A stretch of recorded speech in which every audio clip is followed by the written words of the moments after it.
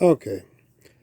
So, I'd heard many stories originally or about the end of The Shining wasn't really the end of The Shining. There was one last scene that was shot with policemen and whatever. And people on videos had said, if you don't believe us, just look at the end credits of the thing. It says policemen, and there is no policeman in the movie The Shining. So, and I think there's a nurse in the credits and stuff like that. So the hospital people actually got in the credits and the with the policeman and the nurse and whatever. And anyways, I thought, oh, so there's a hospital scene. Who cares, And I didn't think much of it. Um, and then just recently, again, I saw it from somebody else's video, although I'm sure there's a lot of videos out there. But very interesting. I found out what actually was in the last scene, and not only what was in the last scene, the fact that Kubrick actually released the movie with the last scene tacked on. And something like 3 days after he released it, he had every single theater um, cut that end part of the movie out of the movie. I guess he had somehow that much power. I don't know if all the movie theaters did that, but he asked every single movie theater to cut the very last scene. And that's not what's most interesting. The most interesting thing is what I found out was in the last scene.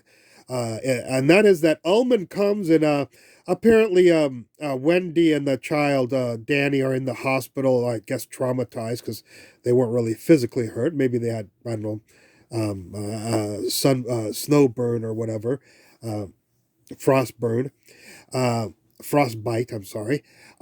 Anyways, apparently Ullman comes and visits them and tells them both that nothing of what they said happened at the.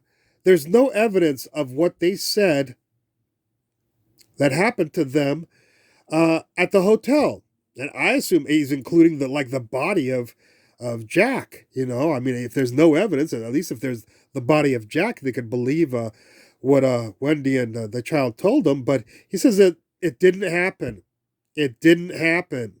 It didn't happen. Sound familiar? Well, go watch some of my other videotapes and you'll get the point. It didn't happen. And then here's the real kicker. Ullman hands a yellow tennis ball to Danny. And I mean, are you kidding me? No wonder Kubrick cut that out. That's about as far away from a horror movie as you can get, and as close to a confession about the moon landing as you can get us. If that sounds insane to you, watch mine and other people's videos on this subject. But that's it. Case is closed. Now, the reason why Kubrick had it cut out is very interesting. I don't know I don't know who made him do that, but and with all his movies, he had final say on the cut, and he wasn't dead yet. Like on Eyes Wide Shut, he was dead. So who knows what was cut out of Eyes Wide Shut?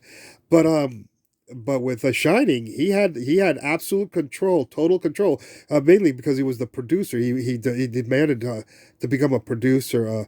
On all his movies with Warner Brothers, so he had final say on his cut of the movie. After all, he paid for the movie, so he's allowed to put whatever he wants in the movie if he's the producer of the movie.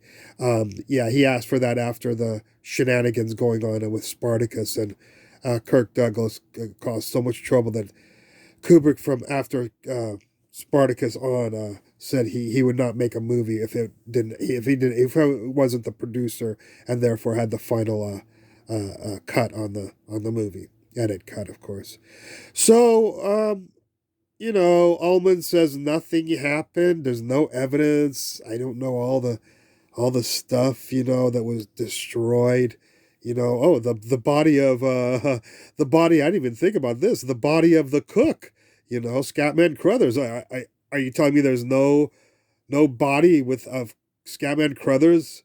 In the thing. The point is, it didn't happen. It didn't happen, and it didn't happen. I think maybe that was way too obvious with the Apollo 11 sweatshirt and whatever, that Kubrick thought, if he had Ullman saying it didn't happen a bunch of times at the very end of the movie, and then had over the tennis ball that was handed to the Danny just before he walked into the room 237, it would have been so obvious, that he was talking about that. So I think he feared for his family's life and whatever, and had that cut out, because that's very strange.